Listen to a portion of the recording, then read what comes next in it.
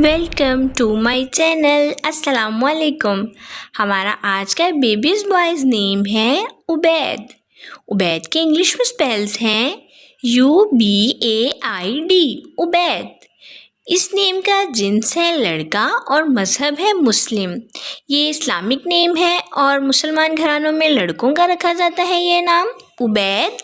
इस नेम के हरूफ की बात करें तो हरूफ हैं इसके उर्दू में 4 हरूफ के साथ एक लफ्ज़ बनता है और मायने हैं इसके वफ़ादार, काबिले एतबार। ओके डियर्स, फिर मिलेंगे न्यू नेम न्यू वीडियो के साथ। अल्लाह हाफिज़। Please subscribe my channel.